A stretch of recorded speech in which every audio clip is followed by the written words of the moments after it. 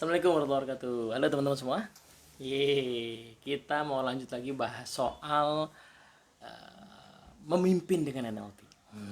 Jadi kemarin kita udah bahas soal bahwa kepemimpinan itu dimulai dari memimpin diri, dan disitulah NLP punya tools model yang sangat praktikal untuk bisa membantu kita menjadi orang yang simpelnya adalah bisa mengendalikan pikiran perasaan kita sehingga tindakan kita lebih terarah, dan dari tindakan itu lahir hasil, dari hasil itu kemudian nanti akan melahirkan track record. Nah gitu. Nah sambil begitu saya merenung sebenarnya bahwa kalau dipikir-pikir memang betul sekali esensi dari leadership selalu adalah self leadership gitu.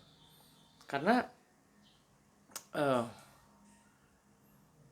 sepertinya ya, kalau kita membaca kisah biografi para pemimpin-pemimpin besar itu artinya memang dia memimpin dalam skala besar, atau pemimpin-pemimpin yang kelihatannya nggak besar skalanya tetapi signifikan gitu di dalam bidangnya masing-masing, itu semuanya adalah seorang self leader yang luar biasa, yang dalam istilahnya Pak Abraham Maslow ya self actualized person, yang sebenarnya dia hanya ingin mengabdi kepada kehidupan gitu. Nah, cuman ada sebagian self leader itu yang kemudian punya impian yang besar sehingga dia memerlukan orang lain untuk mensupport. Tapi impian besar itu bukan buat dirinya sendiri sebenarnya, melainkan buat masyarakat, buat kehidupan, buat umat gitu. Nah, jelas tidak mungkin dia garap sendirian, maka dia mengajak orang. Nah, tapi demi mengajak orang itu dia mesti membuktikan dulu track recordnya sendiri. Itu angle yang pertama. Angle yang kedua sama sebenarnya, poin bahwa dia punya mimpi yang besar. Nah, cuman dia mulai dengan dirinya sendiri, mungkin juga tidak bermaksud untuk mengajak orang lain dalam arti meminta orang lain mengikuti dirinya. Tetapi orang melihat track recordnya itu, orang melihat apa yang dia kerjakan dan ingin menjadi bagian dari apa yang dikerjakan itu. Nah, jadi sepertinya begitu ya, sepertinya begitu. Nah, maka betul-betul awal mulanya selalu bicara soal self leadership. Tidak pernah bicara soal how to move people, how to influence people. Bicara soal how to serve people, how to serve the society, how to serve life gitu ya, kehidupan itu sendiri yang kita pengen layani.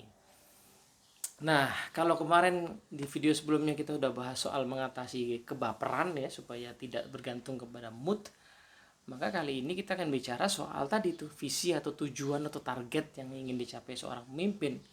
Nah, NLP bisa bantu apa di situ? Nah, at least ada dua jenis tools yang menurut saya signifikan ya. Jadi kalau kita ngomong tujuan itu kan ada yang besar, panjang, ada yang kecil, ya pendek, spesifik gitu kan. Nah, untuk simpelnya kita sering sebut yang besar panjang itu kita sebut sebagai misi visi lah ya, misi dan visi. Nah, sementara yang pendek itu sebagai target. Nah, orang sering sebut sebagai goal gitu, tapi sebenarnya sama-sama tujuan sih itu ya. Yang satu panjang, yang satu pendek. Nah, biasanya orang yang menginspirasi sebagai leader itu punya dua-duanya. Nah, dia punya yang besar menginspirasi sehingga orang pengen menjadi bagian dari yang besar itu, yang tadi ya niatnya adalah melayani kehidupan. Dia juga punya yang kecil karena untuk mewujudkan yang besar harus dimulai realnya dari yang kecil-kecil. Nah, tapi yang kecil ini sebenarnya hanya langkah-langkah real konsekuensi dari yang besar. Nah, maka kita perlu merumuskan dulu yang besarnya apa, ya, visinya apa, misinya apa, itu yang perlu dirumuskan dulu. Gitu. Nah, untuk merumuskan misi dan visi, salah satu tools yang menurut saya paling bermanfaat di NLP adalah kita menggunakan yang namanya neurological level alignment gitu. Nah, insya Allah saya mau bahas khusus nih soal neurological level alignment karena ini salah satu model yang implikasinya sangat luas ya, dikembangkan oleh Robert Dills. Tapi simpelnya adalah begini, neurological level alignment itu tools yang akan membantu kita untuk mengenali diri kita, mengenali minat kita, yang nanti kemudian minat potensi itu bisa diarahkan menjadi sesuatu yang besar gitu. Nah, itu urusan misinya ya, menemukan misinya, misi atau alasan keberadaan kita lah itu.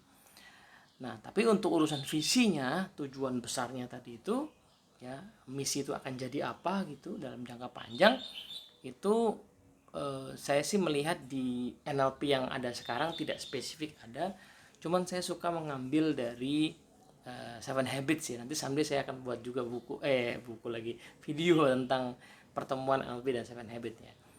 Yaitu sebuah exercise yang sangat menarik di buku Seven Habits, yaitu exercise-nya adalah mengajak kita membayangkan, memikirkan akhir hidup kita.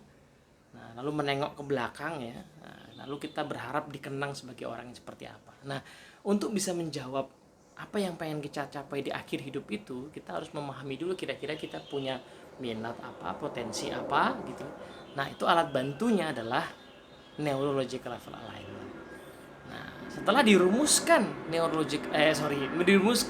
misi visinya, dia perlu dieksekusi kan, perlu dijadikan real, jadikan nyata.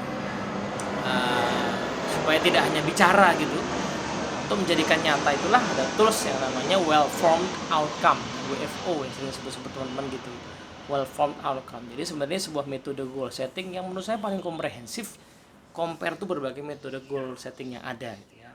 Smart goal itu nanti itu salah satu generasi goal setting yang di well formed outcome ini kemudian dilengkapi, disempurnakan, diimprove gitu sehingga menjadi sangat komprehensif yang akan memungkinkan kita membuat sebuah goal dengan sangat mendetil, sekaligus action plan-nya, sekaligus cara monitoringnya, sekaligus state-nya, ya, perasaan yang dibutuhkan untuk mencapai itu apa. Nah, jadi berbekal misi visi yang panjang dan well-formed outcome yang pendek, maka kita akan komplit sebagai self leader. Nah, pertama bisa mengelola pikiran perasaan ya, sehingga tindakan kita as a leader itu tindakan yang memang layak untuk diikuti orang. Nah, tapi niatnya bukan untuk diikuti orang, sebenarnya niatnya adalah melayani kehidupan ya, dengan cara memimpikan sebuah tujuan yang besar diwujudkan dalam tujuan yang lebih spesifik gitu ya. Nah, berbekal 3 aspek ini maka kita akan selalu punya hal untuk dipimpin dalam kehidupan kita, yaitu project-project ya, pelayanan terhadap kehidupan yang pengen kita berikan gitu. Jadi tidak masalah apakah kita punya tim apa tidak masalah apakah ada orang yang ngikut apa tidak, tapi keinginan kita untuk terus memberikan pelayanan kepada kehidupan ini kemudian nanti akan membuat hidup kita jadi meaningful, hidup kita jadi sangat menggairahkan, yang menariknya itu menjadi magnet. Itu biasanya akan menjadi magnet bagi orang-orang untuk ikut ambil bagian dalam proyek tersebut. Nah, maka kita lihat ya, ada orang yang ya simpel sekali ya, kelihatannya awal mulai cuma bikin taman bacaan di sekitar rumahnya, lama-lama jadi besar gitu ya. Mungkin ada target besarnya, mungkin juga tidak, mungkin juga hanya sekedar bermimpi di ujung bahwa dia pengen orang-orang di sekitarnya itu punya literasi yang baik gitu ya, nggak cuma nonton TV gitu ya, tapi teredukasi misalnya gitu. Nah, ternyata dari hal kecil tadi jadi besar gitu, jadi sekolah kadang-kadang gitu. Yang tadinya cuma iseng-iseng bikin makanan di rumah ya, kemudian setelah disebarkan ternyata berhasil menghadirkan kebahagiaan karena makanannya enak. Lalu kemudian makanan enak itu menghiasi kebahagiaan perkumpulan pertemuan keluarga, lalu menjadi